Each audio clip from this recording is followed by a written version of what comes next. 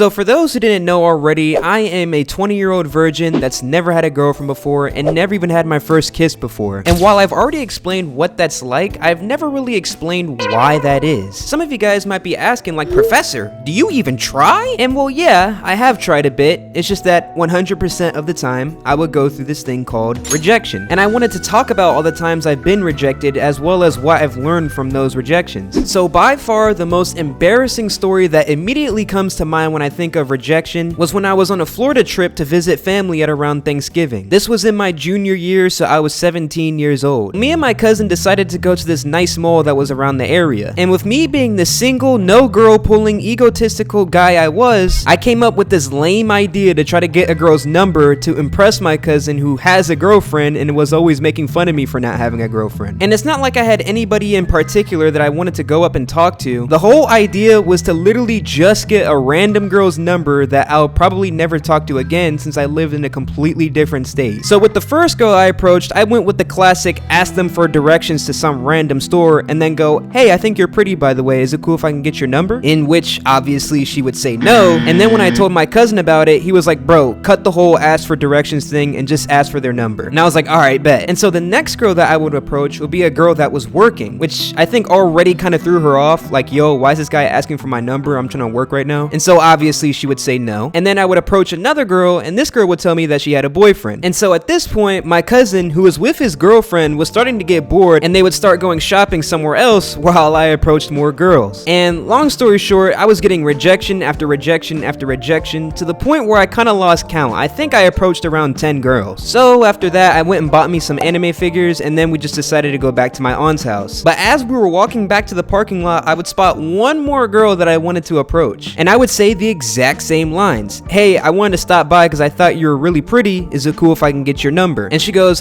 you can have my snap. And look, I didn't really know what that meant, but all I know is that I was super excited because I finally didn't get rejected. And as this girl is giving me her snap, we're talking about anime and stuff, and it felt like she was really into me. I would tell my cousin about it, he would say, good job, bro, and then blast Material Girl in the car on the way back to the house. But I would text her that same night saying what's up, which I didn't know at the time was a red flag for some girls, and I would end up getting ghosted. But I wasn't gonna let that kill my mood. I mean, I was on a family trip and I wanted to enjoy spending time with my family, and that's exactly what I did. But once when the trip was over and we got back home, it all kind of hit me. Like, dang, I really got rejected by 10 different girls within like an hour. And it low-key kind of made me feel ugly. And I guess you could say that was the breaking point for me to realize, you know what, I'm just done approaching women. Because years before that, in my freshman year, back when I had little to no confidence, I would ask for a girl's number just for her to ghost me after sending maybe 4 or 5 texts to each other. In my junior year, I was in an orchestra class, and our teacher instructed us to record a certain part of a song that he was playing for us to practice at home. And the girl that was sitting behind me, who at the time I had a crush on, would ask me, hey, can you send that to me later? My phone is actually dead right now. And so obviously, after I got the number and sent the video to her, I tried using that as an opportunity to get to know her more. And this time around, we would actually text for like a week or so, but eventually I would get ghosted again. In my senior year of high school on Valentine's Day, I randomly approached a girl that I had a crush on and asked her to be my Valentine. I've never spoken to this person in my life, but I figured nothing really is gonna happen with this girl in the future anyway, and I was honestly asking just for the fun of it. But she would say, oh, I'm actually good, thanks. Before I would get my first job, I would have to go to an interview for 6 different places because none of them would call me back. I know that one is kind of unrelated and you guys probably don't care, but the point I'm trying to make is that I'm just used to rejection. When it comes to approaching a person you're interested in, a lot of people will tell you, don't overthink it. The worst they can say is no, which we all know is not the case. But even if all they were to say was no, let's be brutally honest with ourselves. Rejection does hurt.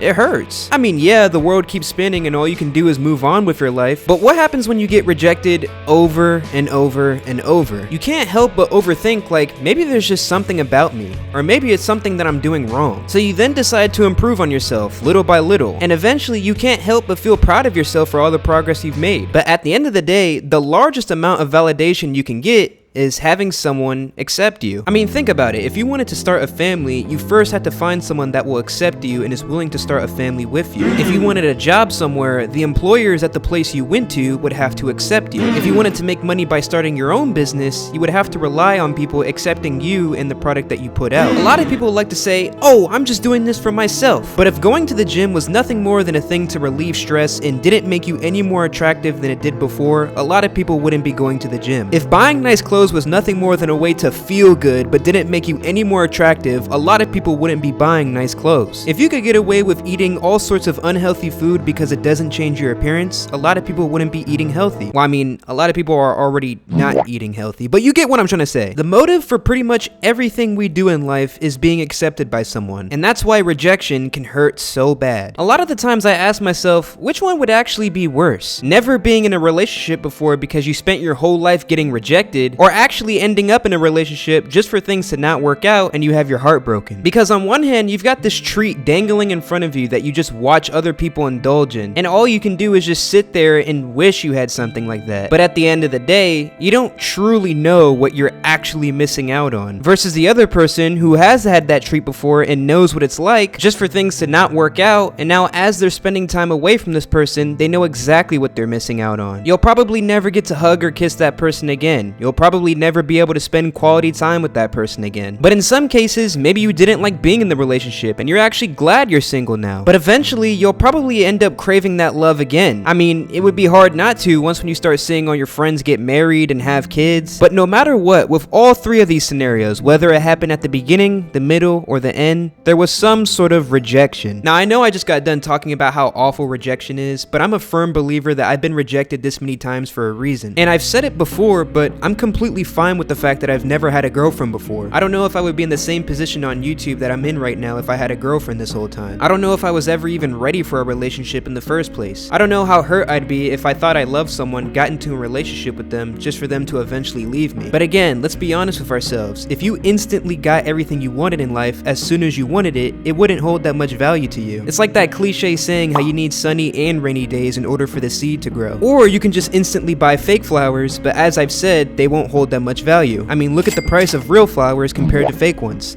Chat, am I cooking here? But I'd like to believe that it's way better for me to never have a girlfriend before than to have my heart broken. And I'm sure whoever I meet in the future would agree. Just think of my heart as like a teddy bear factory and my outward self as the salesman. I try to get all these people that I'm interested in to visit the factory, and even though they say no, it never slows the process of all the teddy bears being made. It gets to a point where the factory gets out of control. I mean, there's no space for all these teddy bears. But whoever that one person is that decides to open up the doors to the factory will be met with the biggest explosion of all these stored up teddy bears, like, you will feel my love. But that day has yet to happen, and for now, all these teddy bears are still being made. By the way, if you're still watching up to this point of the video, I just want to say I really appreciate you. 80% of the people watching this video have probably left by now, so now that it's only the real ones watching, I gotta tell y'all something. The truth is, I was actually accepted by someone a long time ago. Now, I know that contradicts this video a little bit, but just hear me out for a second. The cure to male loneliness is not watching your favorite sport, playing your favorite video game, not even a